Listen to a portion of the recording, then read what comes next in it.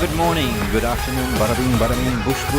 It's Monday. I think we will slap you with 3-1.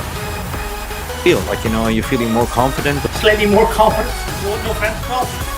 But, yeah, it's a big game. It's an hour for you get through yourself. Premier League goal at Old Trafford. Jaden's the right. What a clearance. He's had a check. Goal. Very, very good afternoon and welcome to MUFC Realist TV. It's winner. We had Spurs for dinner. The mood is on top. I'm super pumped. I'm joined here by Dan. Dan, how you doing, mate? How's the general mood in Manchester today? Is it red or is it blue or is it just... all the Reds, did you wake up from your beds feeling like with a big shiny smile like I do, all the way from Sweden? Right now in Manchester, it's raining as always, but it doesn't mean down, that right? But it's pissing down good rain, right? Yeah, positive. It's pissing down good rain, yeah. So even though it's raining, I feel happy, I feel sunny. So let's just get right into it. I'm feeling really excited. We are happy Reds. We are happy Reds indeed. Reds. Yeah, this show is sponsored by the Glazers Out because we are not, taking any sponsorships as we speak, but at least we can put the Glazers Out banner green and gold until we sold people. What I heard, I've been chatting to a lot of people on Twitter that went to the game yesterday. Big up. It was electric from what I heard afterwards. And, I keep hearing for 95 minutes Glazers Out songs like, gonna die. But the thing is, if we talk about Glazers Out, we can talk about that they let this situation happen with inflated salaries. Cristiano Ronaldo, they stormed out yesterday, not even celebrating with his teammates. Even reports were saying on one football app that he didn't even hit the shower. He went straight home, right? Yeah, he left. Maybe as a family man, you have kids, you want to go home, but still, you come with the team, you celebrate with your team, and you leave with the team. That's my philosophy on it. What's your take on it, Dan? Yeah, I completely agree. I mean, I think when Ten Hag didn't start Ronaldo, the headlines were already written. And I mean, I think United fans all need to take a bit of their own medicine, because when we saw Ronaldo was dropped and Fred was starting, I think we all put our hands in our heads and we're like, why is he doing that? But Ten Hag proved why he's the right man for this job because he knows his team, and he obviously knew that Fred was the best suitable option for last night's game, and Ronaldo wasn't. So obviously he made that decision. Ten Hag is a methodical and stern manager, and he's going to do what he wants. Yeah. Now, if I may echo what you're saying, that Erik ten Hag is a tracksuit manager. He came in May. He started off with a blank piece of canvas. He assessed the squad from the stand, showing how we were absolutely bottling, right? So he was but what you do as a new gaffer when you come in, you're not gonna go in and dismantle the whole team and take away the captaincy, right? So what you're gonna do is pretty much what he did was to assess the squad. He started with a blank piece of canvas, started to paint, and as it keeps going and going, the brushstrokes are getting thicker and thicker. So he knows what colors are not working, what's working. And what we're seeing now is the people have to fight for the places. What we're also seeing with Erik ten Hag is he's like Sir Alex Ferguson, right? Fergie used to do that as well. He picks certain players for certain events, for certain games. That suits. But what he doesn't do, he doesn't adjust his formation or the way he wants to play. He wants to play on the front foot. He wants to attack. He wants to dominate. And what we saw yesterday, he was totally picking Conte apart, right? Conte was, after the game, he was like, what the hell just hit me, right? I've never seen United play this type of football for years, right? It was intense. And I was saying that the second half was the best half I've ever seen for a long time. Yeah. They didn't even have a sniff. Where was Son of a bitch? Where was he? Where was Kane? Nowhere to see. And this is down to Martinez, Varane, Casemiro. We used to have this donut hole in the middle. That's gone. Fred, he's got his abilities, right? Fred for me is a box to box. He was never a sitting. Or they were playing him double role with The double pivot, McFred. yeah. Yeah, it was just wastage of time. What you see is both with McTominay and Fred is they are box to box. They are more useful playing more advanced up the pitch. Now you're seeing the best out of Scott. You're seeing the best out of Fred. Fred was actually pinging some great passes. But at the end of the day, it's all down to Casemiro. It's Yeah. all about having that CDM, the shield, the ball up the top, to let both Fred or whoever is playing in front of him do the bits. So basically, you all of a sudden you have two number 10s running. You had freaking hell, Anthony was on fire yesterday. We are seeing Anthony coming to shape, right? The trickery that he was doing. I mean, it was just the millimeters from scoring. But then again, I felt sorry for Rashford basically because Laurie, we play parts the Laurie, he hit it hard, he hit it wide, he hit it everywhere, and Laurie was just there, right? Laurie's, Jesus Christ, felt sorry for Marcus. He deserved a goal yesterday. Yeah, he did. If you could actually pinpoint and look at the goalkeeper, not keep his head down, actually aim in them bottom corners, Rashford would have about 10 goals this season already. Should we go back and talk about CR7? I think it's time Yeah. to go to heaven. Yeah, I think. I'm actually quite pissed off, to be honest. I'm that kind of individual that look at team performance. I see culture eat glazes for breakfast. Team guys is everything for me. What I try to compare it is any work-related situation where you're having, working in a team environment. You work as a team. You don't work as an individual, right? Yeah. To sulk like you are like that, I don't care if you have scored 700 goals or XYZ Ballon d'Ors. This is Manchester United. You are an ex-Manchester United player. You should know how to behave and be a role model for the kids, like Garnacho, like, Anthony is looking up to him. I'm sure there's a valid reason why he went, but at the end of the day, I think it was ego that was bruised. Yeah. That he didn't get picked. He wanted to come in. He's a winner. The mind is there, but the body is not there. So the minute Elanga came in instead of him, he just said, "That's it. I'm going. Fuck you." Yeah. So, do you think that's acceptable? I don't think it's acceptable at all. Like you said, like football is a team game, and if you're a Manchester United player, you should enter the stadium with your team, leave with your team, no matter what the result is, no matter if you play or don't play. And I feel like Manchester United is not a one-player team, and that's what Ten Hag, I think, is trying to drill into these players that were over. And whoever makes a poor statement, we all have to take that on board together. So I feel like Ten Hag's trying to build a family instead of a team.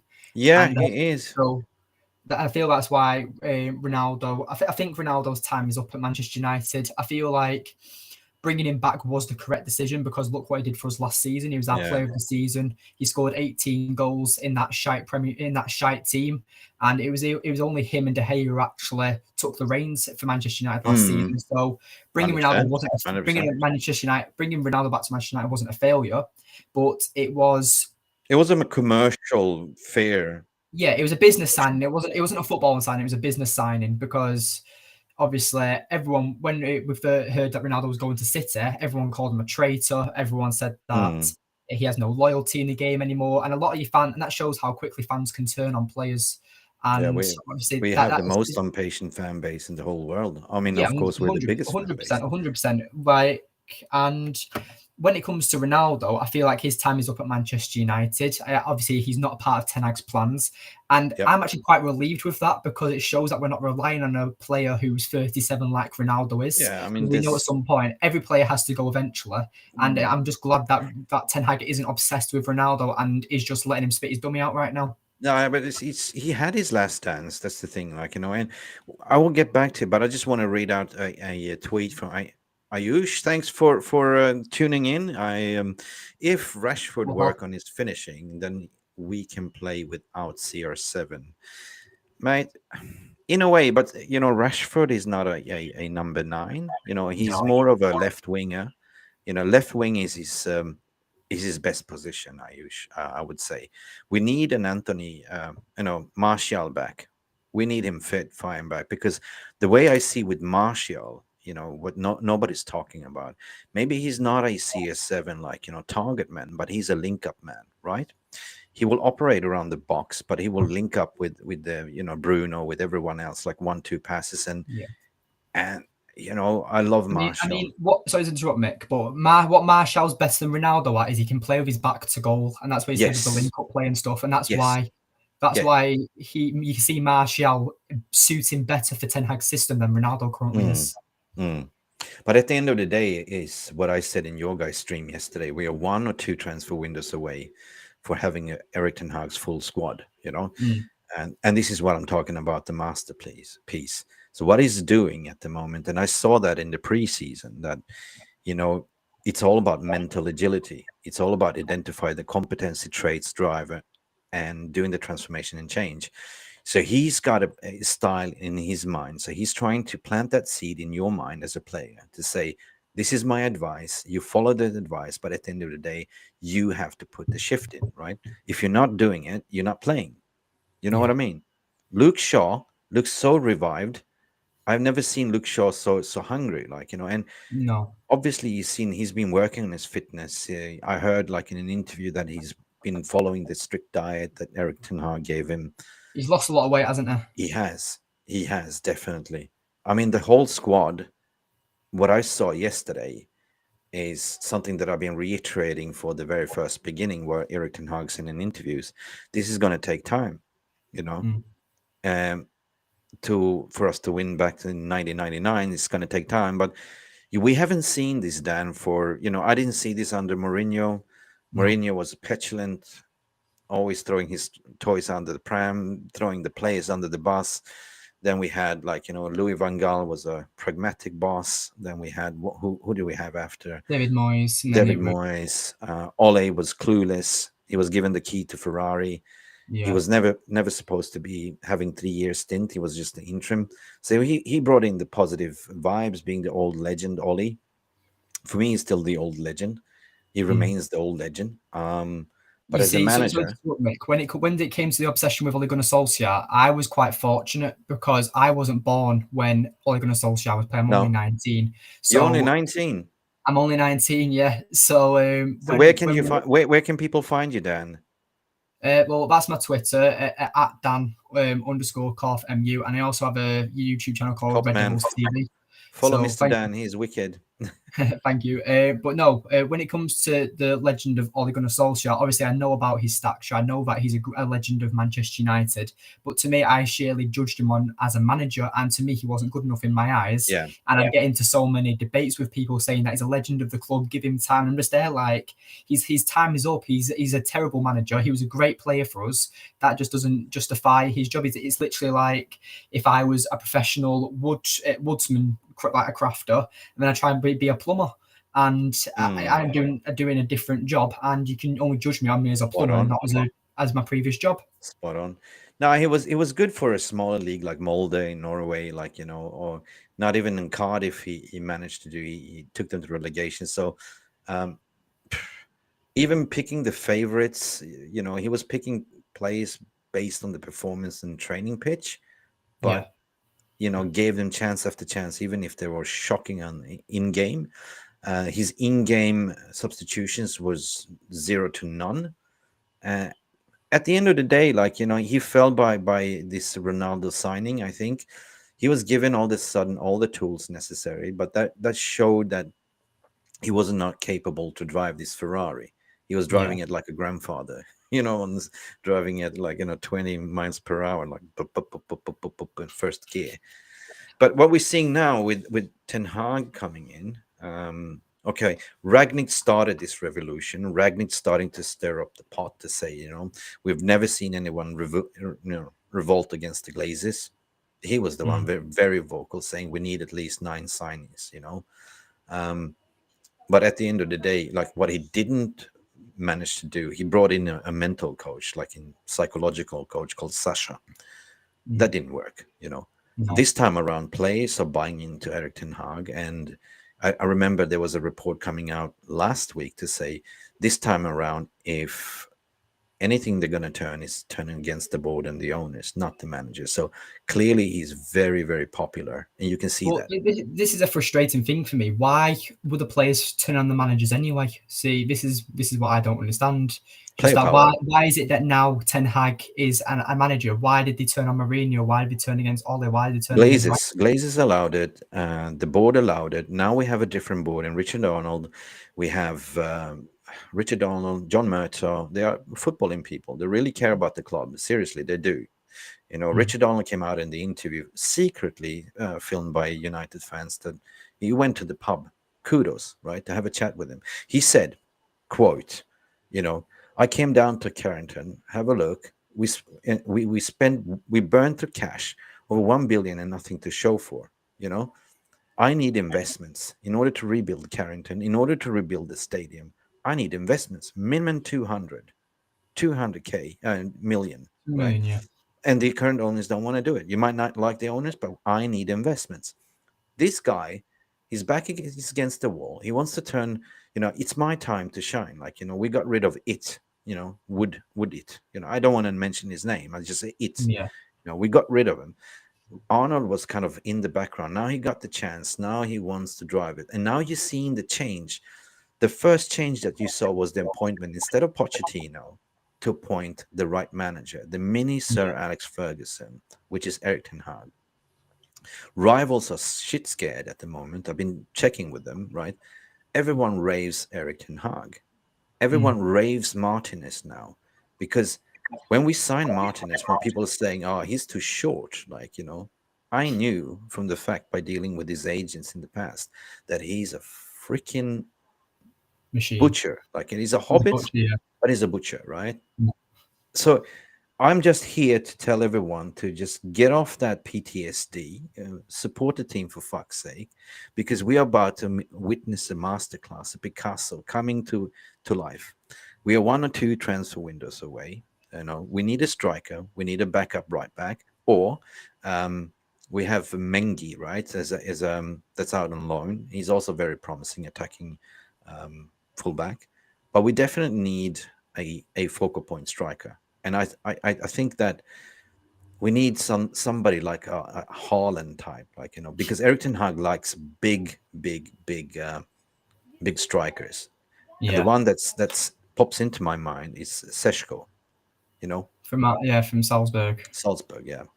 There's a super chat, or a chat at least, from Malish again. I think Spurs and Chelsea play differently. CR7 is better suited for Chelsea game.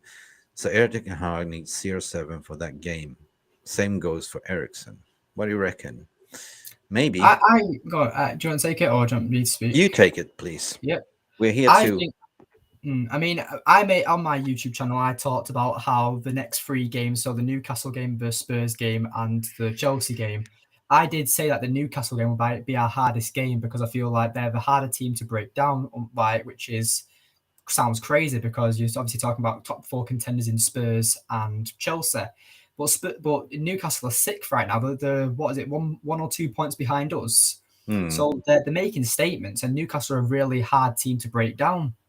And I feel like Spurs was a great example last night, where Manchester United, Ten Hag got it right. So Ronaldo could be a more important player for the Chelsea game. But I think that after this little outburst, Manchester United will back Ten Hag and let Ten Hag do what Ten Hag wants to do, really. So if Ten Hag doesn't think that Ronaldo's ready for the game, he won't play him. I'm just looking at one football app saying, like, you know, today Cristiano left. What they're saying is that, you know, he just didn't leave. He left totally, like, you know. Yeah, he left Old Trafford. Totally off the traffic, you know. I'm just looking at the news, what's going on right now. You know, looking at Lisandro Martinez, like, you know, the tweets that's been getting, the love that is being. I even tweeted to him and I said, look, you know, good on you, Lisandro, like, you know, and I posted his compilation video that I did, like, you know, but yeah, it's just like this guy has transformed the whole defense. This is what I want to get at, like, you know, and this is what I don't understand, that people are, like, you know, comparing he's too short. How many I aerial love that. duels did I he love that win where it says yesterday? Lisandro Martinez is already a hero at Manchester United. Yeah, he So is. yeah, So he's incredible. I mean, he's transformed the back together with Varane. I don't see Harry Maguire get a sniff at all. No. I think that in that case, in Eric Ten Hag's system, I see that Lindelof is over Maguire because Do you think Lindelof is Maguire's not actually injured still? what? Do you think Maguire's actually still injured, or do you think he's just No, not on the bench? Because he's mentally next. injured. Mentally injured. It's been clearly said that he needs to take care of his mental health. Eric Ten Hag said in an opening interview, "We've spoken to him several times. We encouraged him. We gave him motivation, but at the end of the day, his mental skills is not there. Therefore, I think he's on a mental break. I think. But what I want to talk about is Iceman. We saw when Varane was injured that Iceman Lindelof came in, and he is more suited to play also with Martinez because both are ball playing center backs, right? Yeah, Victor has a killer pass. How many times have we seen Victor finding Rashford like with this long diagonal pass just over the top? For me, yeah, Victor is taking too much stick, right? But Maguire gets away with it. yeah. What happened to Phil Jones? Phil Collins? Where is he? He's injured, isn't he? As That's what they always. say, injured. Mm. Is that a new excuse for not picking the play to say they're injured?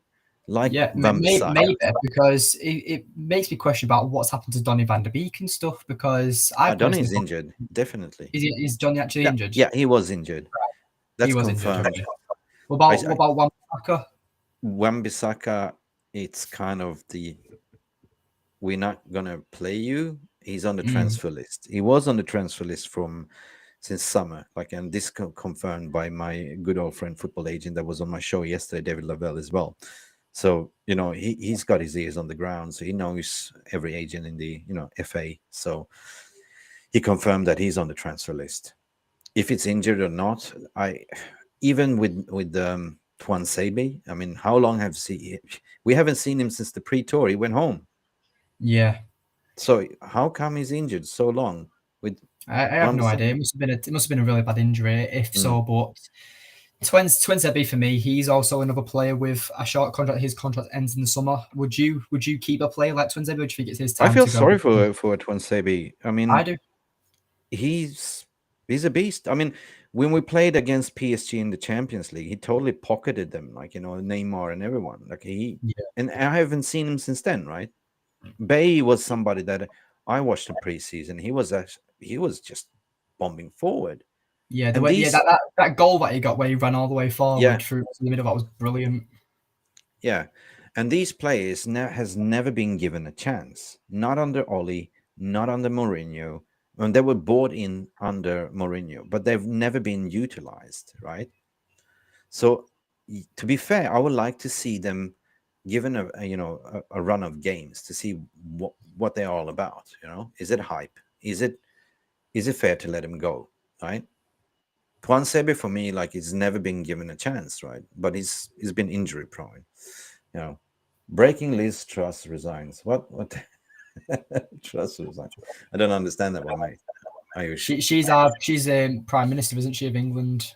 Oh, Liz Truss. Well, if we want to talk realist politics, well, I knew that was going to happen for some reason.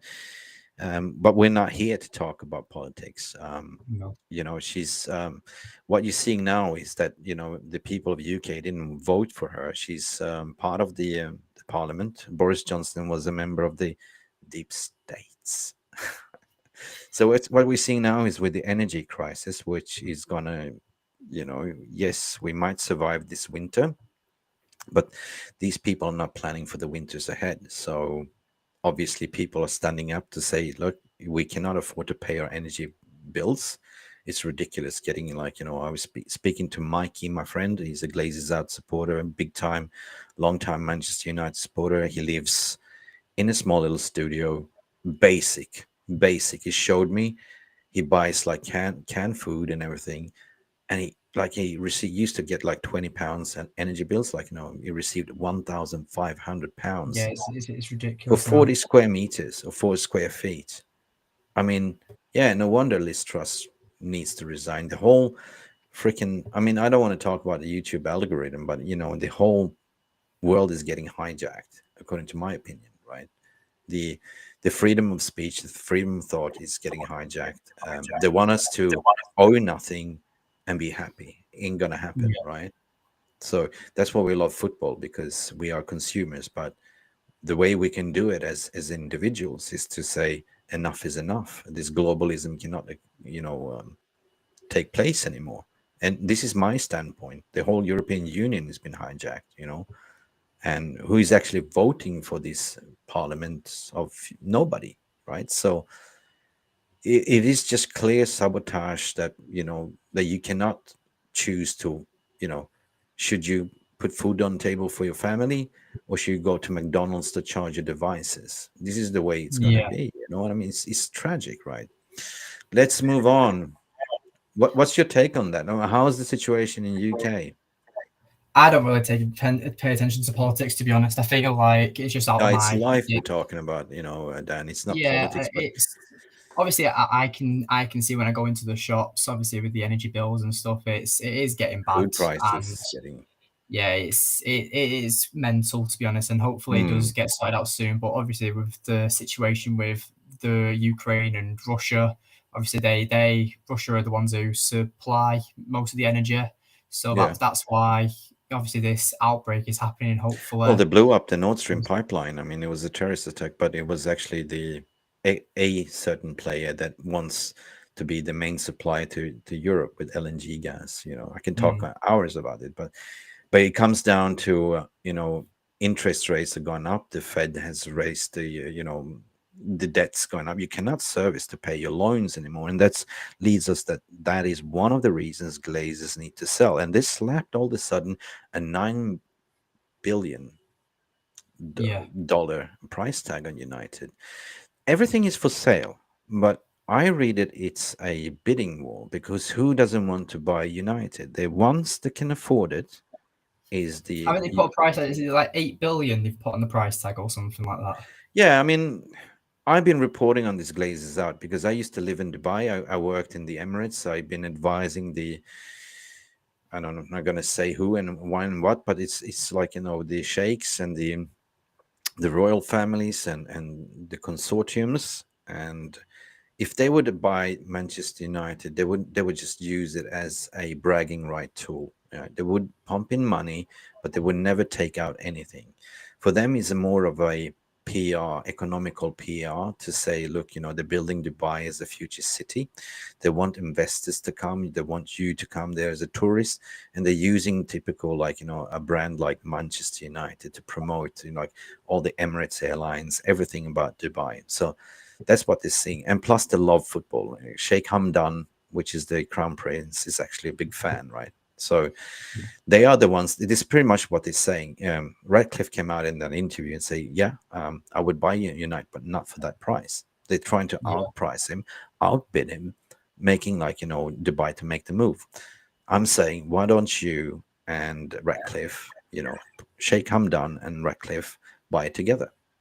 The thing is, it's ego. Like, they all want to own 100%, but we as a fan base, we wanted to see, we don't care. As long as you make us great again, as long as you invest, because football is a community and football is for the consumers. It's not for the Super League that we're seeing now again.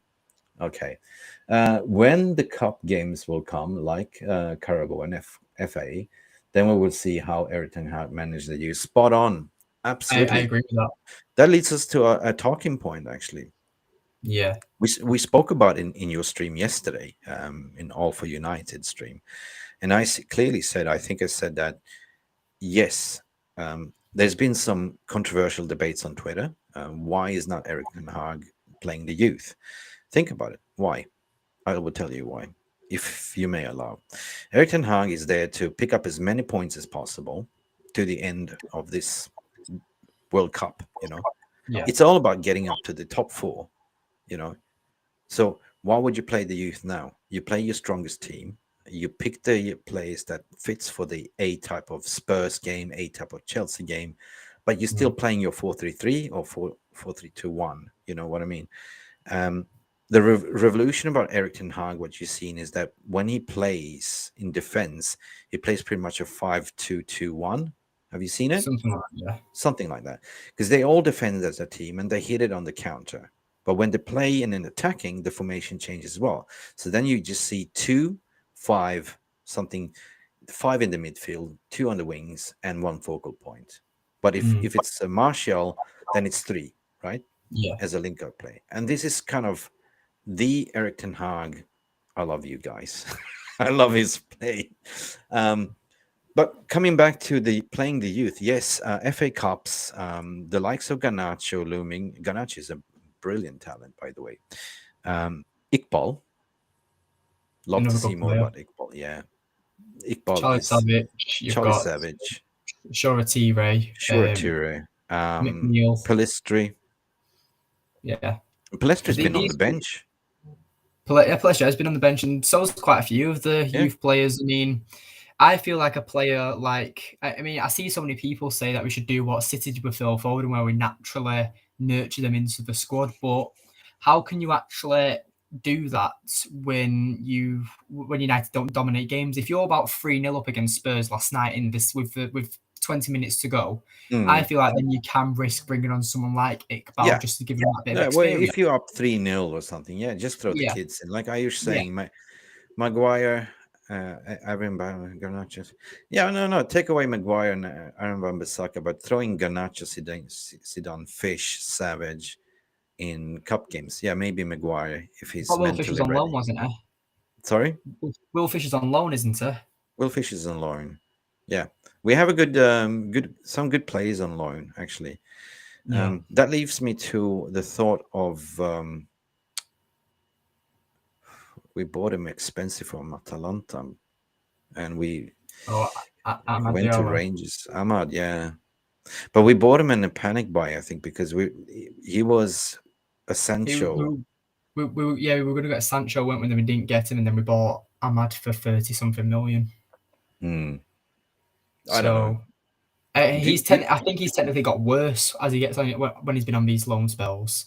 I feel like Ahmad was an established player who could have just gone straight into the first team or challenged for the first team. I feel like when it was him and Dan James, I think he was better than Dan James at such a young age. But obviously, Ole Gunnar Solskjaer played Dan James over Ahmad. I see him being sold. We have a surplus of requirements in the wing section right now. We bought Anthony for 9,500. We have who else? We have Garnacho. We have Rashford. We have plenty of players for the competitions on the wing, so we don't need any more wingers, right? No. And then you have Pelistri. Then you have Ahmad. Who else do you have that can play the wing? So Elanga. So one of them has to go, and I don't see Ahmad being. We bought him for 30 mil. Right, so I don't see Ahmad playing. You'd get about 10 for him now, wouldn't you? You wouldn't get any. Well, it depends on how well structured they are now, how they structure the club. Because we are not a good selling club. We've always been a good buying club. I mean, look at us when we sold James Garner. We sold him for 13 million, but then Nottingham Forest bought that Morgan Gibbs White from Wolves for like 40 million, and Garner was better than him last season. Yeah. You actually picked my my brain there, because I was about to mention Garner. I was surprised that we actually sold Garner in the first place. I thought Garner, judging from last season that he did on loan, taking. Sorry, my brain's just froze. Taking them, Nottingham Forest up to up to Prem. I'm just surprised that he was the one that was sold, Yeah. To be honest. We covered this. Danielle, thanks for joining, and thanks for your question. Dan, can you take this one? Because I took off my glasses. I can't read it, mate. No worries. Yeah. Plus, I'm dyslexic too, hey? We're two dyslexics in the stream, so hopefully Dan can get this right, yeah? This is my girlfriend, so obviously she's showing us the support. But she said thoughts on Ronaldo walking off yesterday. I thought you said you borrowed your girlfriend's glasses. No. It's Danielle, it's your girlfriend.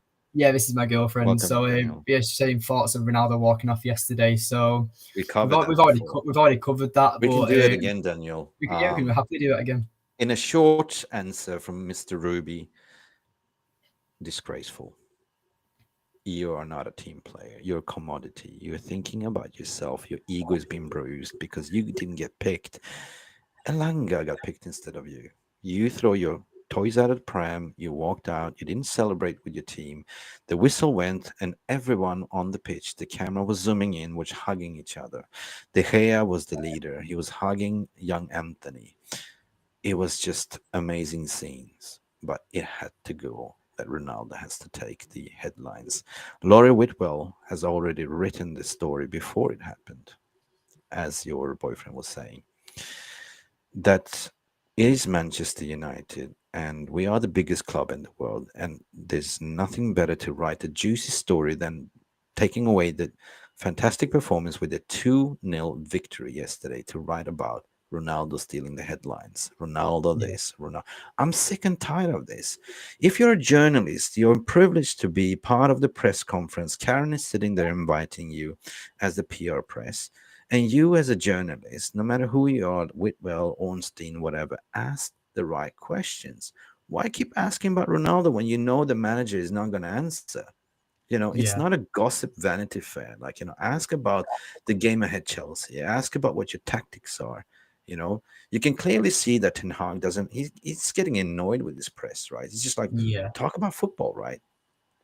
So I don't know, Daniel. That is my true red. I'm so red, so I don't really care. This season, I said to myself, and I've been consistent with, it's all about rebuild. It's all about the team. And that's what I've Yeah. been saying from all along. This is my tagline: support the team for fuck's sake. That's it. Mm. That's it. No more this player FC. I have zero tolerance for negativity. I read Twitter spaces, I read comments, Bruno agenda. I said yesterday, I tweeted out, Bruno slaggers, eat a humble pie because Bruno is back. And you forget one thing, that Bruno is taking on the captaincy, right? He's got a total different responsibility. He doesn't play the free range, the free Oligon or freestyle football that he was given. He's been more disciplined by Eric Ten Hag. Do you reckon Eric Ten Hag tell Bruno, hey, go play? Hey, no. He has a system. If Bruno runs off his line, rest assured he's going to give him 100 push-ups in the training the day after. Yeah. Yeah. That's my rant, Daniel. Sorry. I was a... No, I honestly, I completely agree with you that when it comes to the likes of Ten Hag, and obviously, like I've said to you already on the show, that he's a misogynist, he is stern, and he wants to play good football. And obviously, if Ronaldo's not a part of that, then Ten Hag's already shown that he doesn't give two shits. He'll drop whoever he thinks isn't ready for that game. Yep. This brings me back to when I first started tweeting. I always use Breaking Bad. Everyone watched the Netflix Breaking Bad, right? I haven't watched it, and I need You to watch haven't? it. It's on the list. It's on the list. I use that tweet all the time. I use that GIF, Breaking Bad, Walter White. Eric Ten Hag looks like him. Seriously, The bald dude, yeah. The bald dude, yeah. I've seen the memes on like TikTok or and Hector Salamanca. Instagram Like stuff. you don't want to mess with this guy. It's like he's like, you can see when he's freaking upset. You know what I mean? Yeah. He says, I am the danger and stuff like that. When I was at pre-tour in Bangkok, I saw him and I was at the training ground and I saw him and I was like, man, you don't want to mess with this guy, right? At the same No. time, he's a very humble guy, all right? His English has improved massively from his first interview, I love it when the press, you have to see Sunday, hey? Yeah. He's like, okay, hey, like, Yeah. I love it. It's getting Ayush, you have another super chat from Ayush. No, we just paid 14.50 million from Ahmad. Others were add-ons. Yeah, you're right. It's about 37 mil with add-ons. Yeah, but still, it's a surplus for requirements. I would like to see Ahmad do well. Maybe we loaned him out to the wrong clubs, right? We should have loaned him up to EPL side or something like, I don't understand what happened with Ahmad at Rangers, because he started as a substitute, he scored in his debut, and then he was benched. I just don't understand what happened. I was speaking to my mate Lee, who's a Rangers fan, and he was saying, "Oh, he's absolutely shit. Why have you sent him to us?" I'm just there like, he's not shit. He went, The thing is, like, you send somebody up to Scotland, the weather is shit, you don't understand the culture, you don't understand the dialect, it's difficult enough for a foreigner sort of to come to Scotland and understand the Scottish, Great shot, young yeah, lad, you'll be on for two, hey. You know what I mean? It's just difficult, but I'm used to it, right? Because I lived all over the world, so I'm used to different accents. Yeah. So, but him, maybe it's just the embedded period. It just yeah, didn't kick in, because you got to think about in order to perform, you got to be happy. You got to be happy where you are. You got to be happy with your environment. You got to be happy with your club. And clubs nowadays, they don't take care of you as an individual. They take care of the team. That's it. So depending on what kind of offer, and at the end of the day, it's not our players. So why should we care to take care of you? You're Manchester United's problem. That's the way I yeah. see it. Danielle, I'm honored for you to send another chat. You can take No it, worries. Mr. Boyfriend. Hopefully he's gone in January. How can someone with the seniority do that to his team? So, I mean, I guess you're just talking about Ronaldo there, but Yeah, it I seems to can I be the completely agree. flavor of the day. Yeah, so like with Ronaldo, obviously, I mean, we both said that it was his last dance last season. He did do really well for the club, but his time's up at Manchester United now. If he goes in January or goes in the summer, then that's up to him. Obviously, he's Mm, contracted in the summer, and he obviously has that 1 year extension, but we know he's not going to sign that. So if he does go in January, then United do need to get another forward in 100%, because we 100. can't get rid of Seshko. Ronaldo. Yeah, I mean, I personally think Gakpo Gepko from or Seshko? Benjamin yeah, Seshko. Yeah. because like you were talking about how Ten Hag likes his big, strong forwards. I mean, Mm, Gakpo is what? He's 6'2". He's yep. powerful. Powerful. He's a very good winger and can play up front. He's more of a striker than Rashford is, but obviously he likes Yeah. to play on the Rashford is left not as a well. striker. No, Rashford's not a striker. Yeah. But Gakpo can play in that position. Sesko, I don't think is ready yet. But Mm, obviously, we United have failed to develop players for so long. So mm, will Ten Hag be able to develop Sesko? Probably. He's probably the better manager to develop a player like Sesko. And I feel like if we wanted a player like Sesko, that's where we could have kept Ralph Rangnick, because I think with his links to the RB Leipzig, yeah, but like God, no, RB we could have kept him as a sporting director, but exactly, we should have kept him as a sporting director for them type of I will, I transfers. will, I will hold my beer on that one, mate. So just make a point on that. Remind me, because I have something to say about that one. What about Rangnick? Yeah, I mean, Ragnick was hoping to. That was the major plan to him for Mm, stay as a consultant. Eric Ten Hag can say no. I want full control. So he's got full control, right? yeah. He didn't want Ragnick to sort of whisper Chinese whispers in his ears. That comes down to when a new gaffer comes, he wants to take a clean slate. He wants to assess the whole squad and make his own Mm, assessment, and that's what he's done, right? In terms of Miss McGrath, with all due respect, if I may come back to you with another rant, I'm on form now.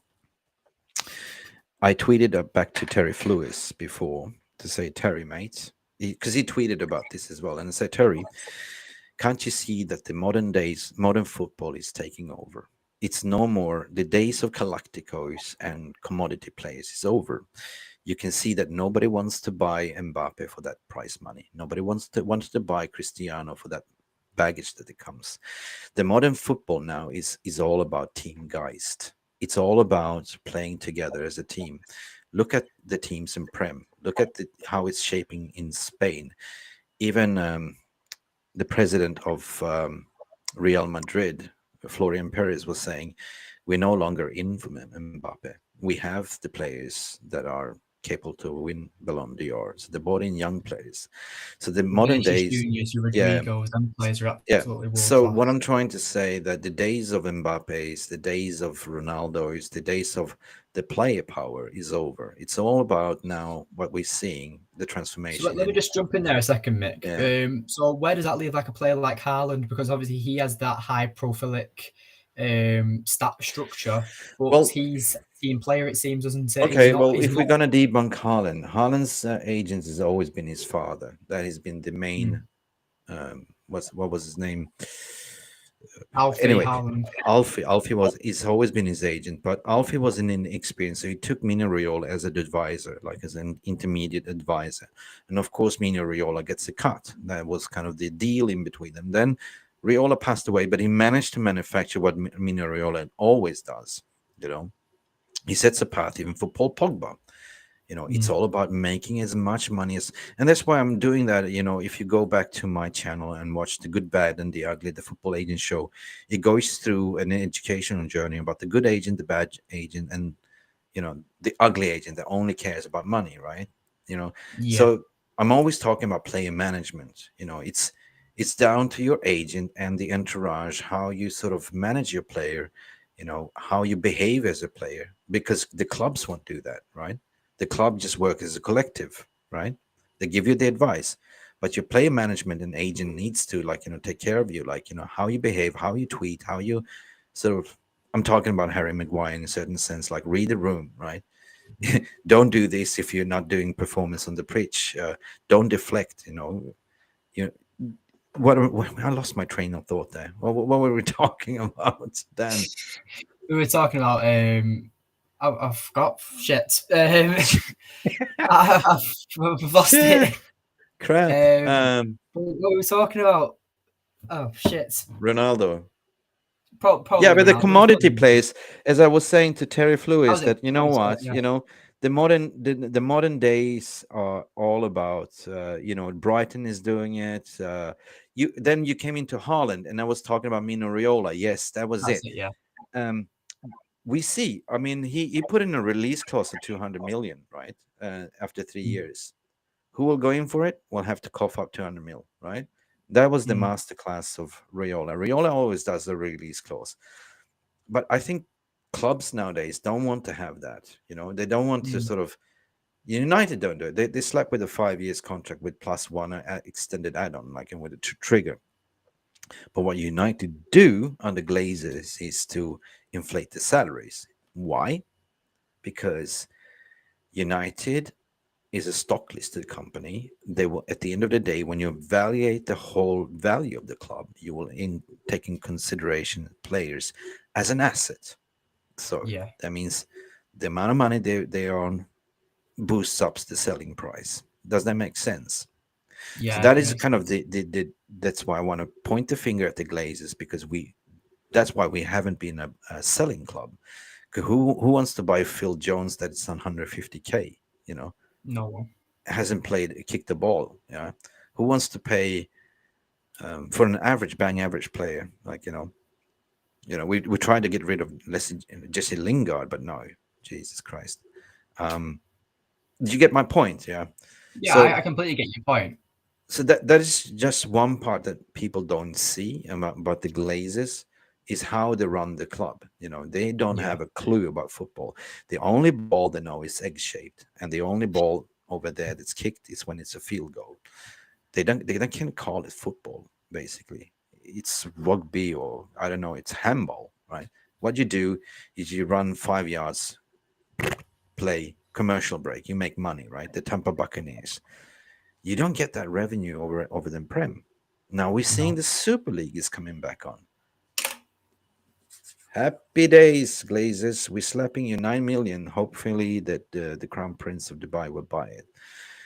Running Ratcliffe off because he wanted to offer 6.5 maximum, right? So Did you are you one for the Super League, or are you against it? no, I'm not up for the Super League.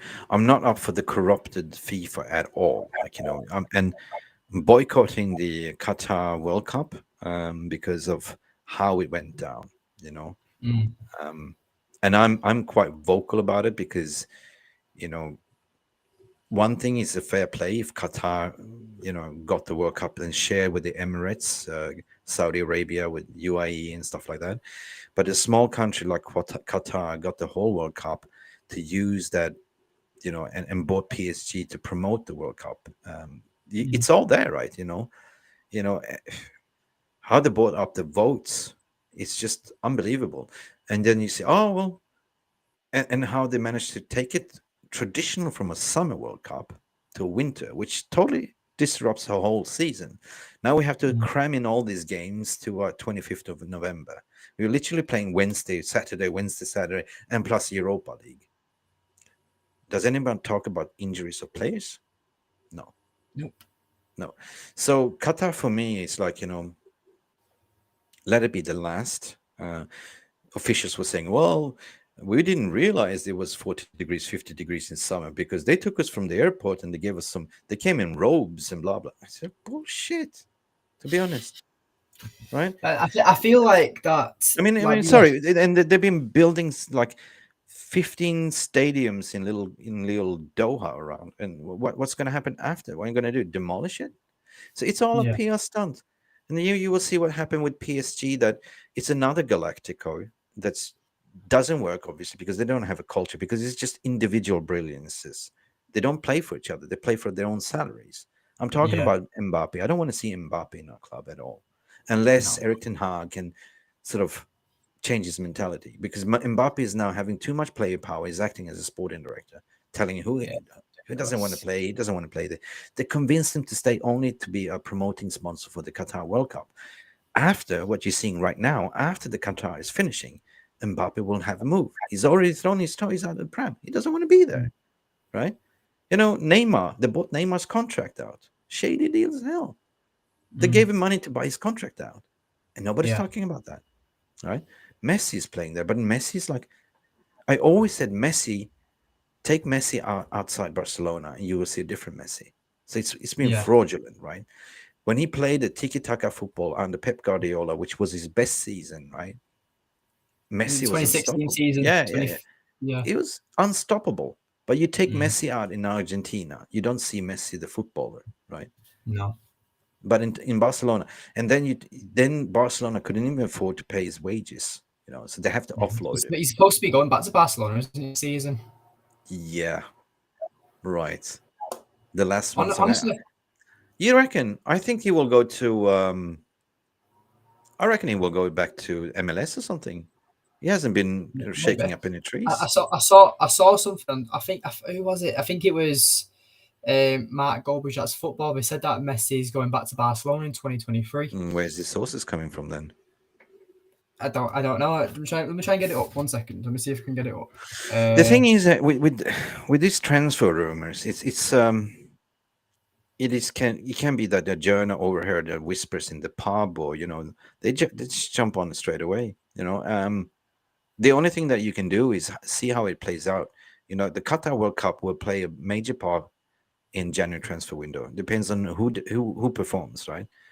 You know what I mean? So that is kind of the biggest shopping window display that you will have, and barring that it's finishing just before Christmas, like before Boxing Day, and then you have the transfer window open.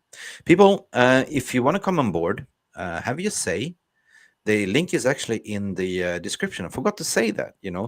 If you go in the video description, you can actually call into this studio, join the gas, the glazes out with me and Dan, and Danielle is supporting in the background. Thank you, Danielle, for sending these chats.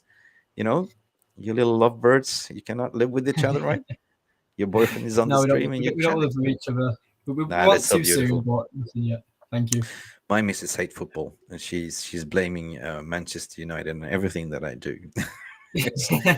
Manchester is taking away my husband, and it's like, yep, he does. I but mean, it's fine. to be fair, we do allow our football club to change our moods, don't we? So if we win, we're nice and happy and smiling. But if we're losing, don't get. You should ask my wife. Yeah, we lose. You see a Mick. I swear to God, if we play on Saturday until Wednesday, I'm the bitchiest person ever, right? I swear Well, to it's God. Thursday. We don't have we play Europa League next Yeah, week, so it's the thing Thursday. is, It's an extra day. come Wednesday, I'm kind of getting into that. Saturday we're playing again. I'm getting a little bit more worked up by that one. But you Yeah. lose that game. We played a draw. I was okay with the draw. It wasn't a loss because at the end of the day, we played good football, right? So I looked at the overall team performance and said, "Well, we're going places." What happened between Newcastle and now was that Eric Ten Hag schooling in the training ground. He did Yeah. not like it. He gave them the hairdryer, and that's why I call him Mini Sir Alex. I see the similar traits in Eric Ten Hag as what Sir Alex did, the hairdryer treatment. You don't take crap for answers. You're not performing on the pitch, you're out of there. Right now, Luke Shaw is overperforming Malacia. He took off Malacia to cool down a bit, but Malacia will come back again. At the end of the day, Dan, it's squad rotation. Yeah. Yeah. Guys, if you want to come, Completely. please call in. The link is in the description. If you go on the link, and if you do watch, please, we are we are a world of football. This channel it's all about giving people a chance, big or big, small, red. There's no top reds in my world. Wherever you are in the world, you look yourself in the mirror. What does the mirror reflect back to you? You're red, Manchester. Doesn't matter if you live in Manchester, if you're a season ticket holder, the red top red doesn't exist. We all supporting the club. It's glory Manchester United. I happen to be a massive Glazer ambassador because I haven't been to Old Trafford for 7 years. I'm dying to get back there. I've been chatting to people to say yesterday was electric. I felt it. I literally want to sort of jump into the TV screen and just get in there. If I buy merch, I buy from Chinese stores, because at the end of the day, you can't help it, right? You want to be part of, you want to be associated, you want to wear the badge. But, I don't get if you're a season ticket holder, you'll never give it up. And why should you? If you give it up, somebody else will buy it for you. So that's a fallacy to jump on the season tickets holders. Like, why should you give it up? No, stop buying the merch, support the team, be more vocal, sing your hearts out, when the TV camera is on. And that's all that we can do. We as content creators needs to get together, right? I will host one show, you will host the next show. Bury that beef. If you really support Manchester United, if you're a content creator, of course you care about your revenues and the clicks and the views. But if you really support your Manchester United team, as you say, come and join us. The more we are, the more viewers you have. Goldbridge, you have over 1.5. Come on my show, come on Dan's show. We're just small people, we're small fish. But even small fish can make bigger splashes on the water. And the rings needs to reach to Tampa or Florida. That's the goal, right? We need to put pressure. We need to support Ratcliffe to win his bid, or whoever wants to bid, right? And how can we do that? The only issue I have with Ratcliffe, just to jump in there, and I really appreciate this opportunity you've given me, Mick, because obviously you've 10,000 subscribers on YouTube. I'm only on 54, so obviously I've only recently started. But like you said, like and subscribe, follow Dan here. Thank you. But no, when it comes to Sir Jim Ratcliffe, just really quickly, I'm a bit on the fence about Ratcliffe because yes, I know he's a Manchester United fan, and yes, I know he's one of the richest people in all of England. But his what's it called? His net worth is about 17 billion, and if he was supposed to buy United for 8 billion, that's half of his net worth gone. So, strictly speaking, you do want to have a guy with a bit more money, but if Ratcliffe would take a bit more, yeah.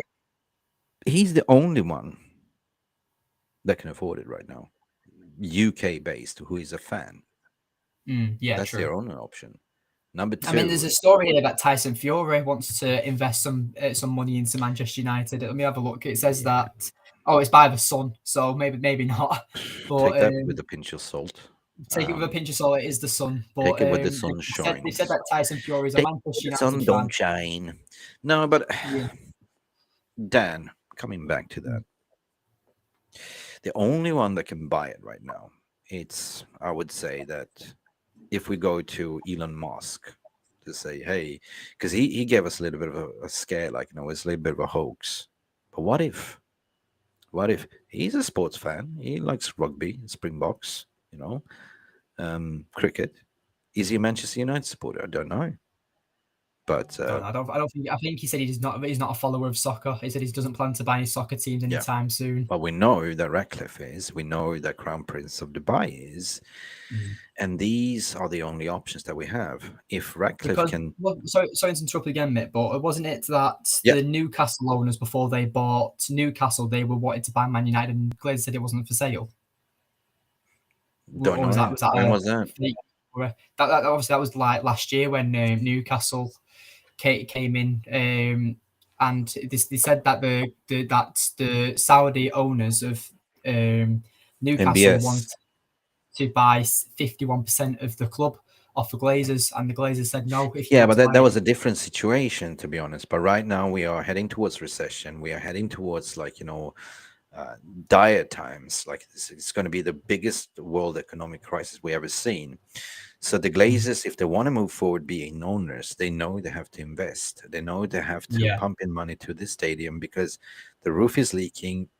Carrington, they haven't even updated Carrington training ground, in the same old equipment. So here's another question for you, Mick. So me and you are both very strongly on Glazers out. You said yourself you're a Glazer out ambassador.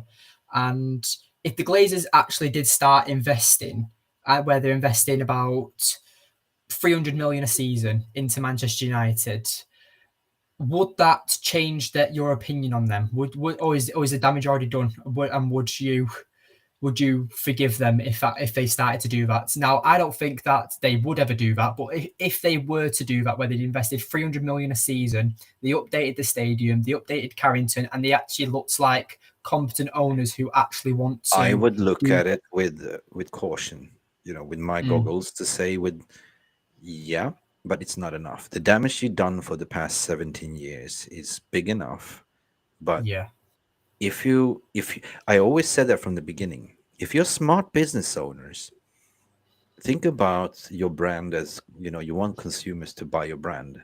Do you think Coca-Cola stops advertising? No.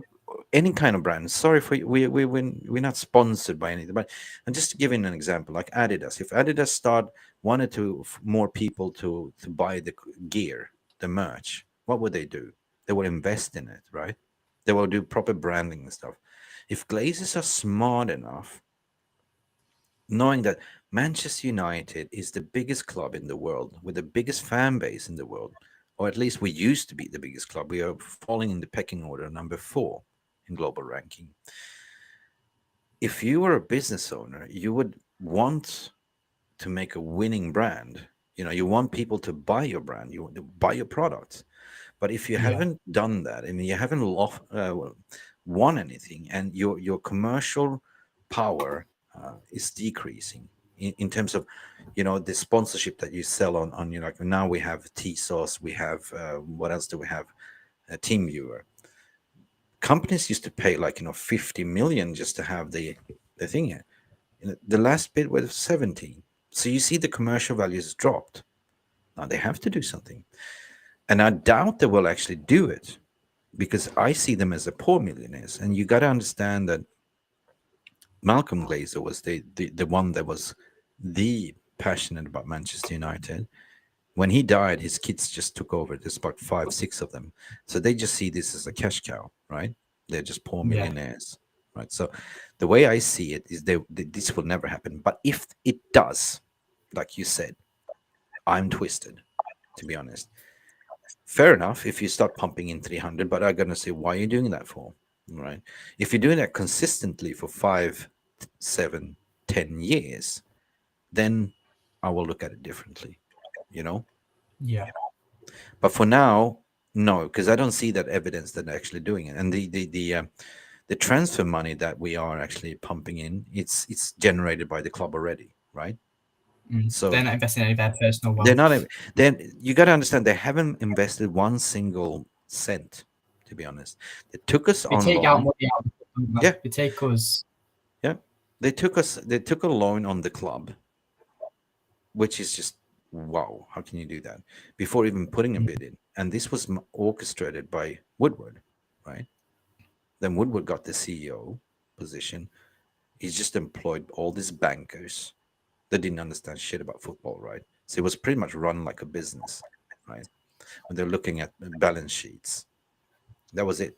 But now the change and the filter is gone. The Ed Woodward is gone. He was the filter and the protection. Now he's gone, and they feel fragile. So that's why I'm Yeah, saying you gotta hit it by its where they don't have that shield right now.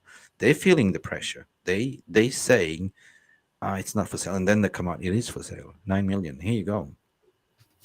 It's a matter of time, you know. And I will not stop, and I don't want the fan base to stop either. Like the match going fans keep doing what you're doing. We can do what yeah, we can from our side. So in fair and honest, like how this that ties into Ronaldo is that they allow this player power to happen, right?